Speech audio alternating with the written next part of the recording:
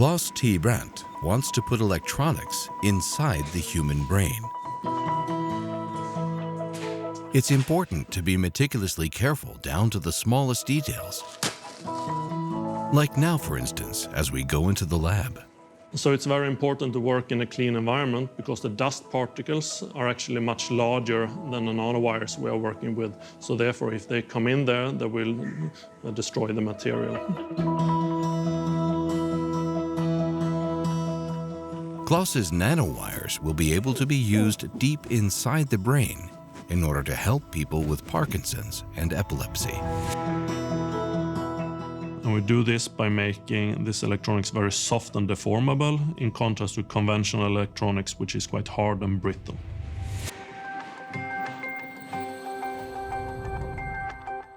The brain's nerve cells communicate through electrical impulses. But sometimes things go wrong.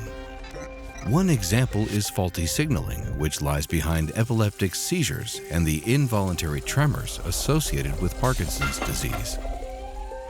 The hope is that the soft technology can correct these.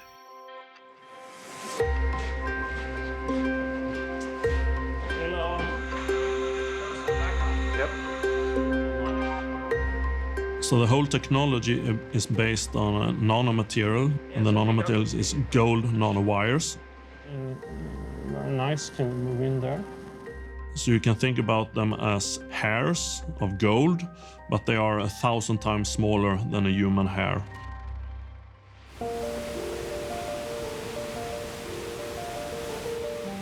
Klas Tybrandt has studied around the world, both in Switzerland and in the USA. But here in Norrköping, he has the best opportunities for working on the micro scale. I've always been fascinated by working with these really small and detailed things that you cannot see with the eyes. But with modern technology, you still have very good control over these things. Hi, Paddy. How is it going? Let's go. The small gold filaments are laid out randomly, embedded in soft silicone rubber. But with this laser micromachining system, you can create order and organization. So this is a mesh of the gold nanowires, and here we see the laser scanning, and it removes the gold nanowires and thereby defining the pattern. The structure we are trying to make is thin lines here that will be part of the neural electrode.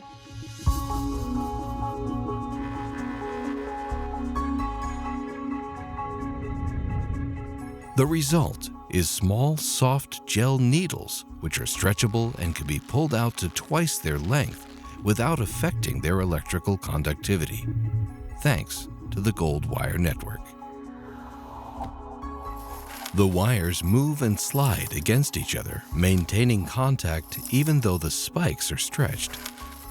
Ordinary electrical conductors made of harder metals wouldn't be able to cope with this.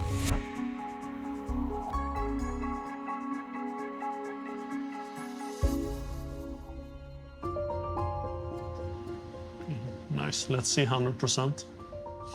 A first prototype of the gel needles is already available. There's just one problem. Looking good.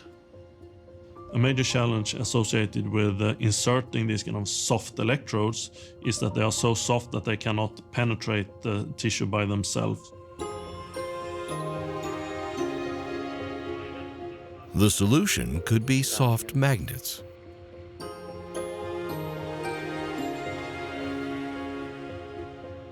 So one way we are working with is to functionalize them with soft magnetic tips, which then can be used to drag in the soft probes into the tissue, because it's much easier to drag something soft than trying to poke it through by itself. Maybe it's just an illusion. Klas Tybrandt believes that their gel spikes could be used to do more precise and less invasive deep brain stimulation. Today, deep brain stimulation is more rough and treats a larger area of the brain than necessary. But with these new soft electrodes which are pulled into place, you can instead form a three-dimensional network inside the brain, which can stimulate with great precision only the parts you want, and ensure that patients with, for example, Parkinson's disease or epilepsy can receive help in a safer way.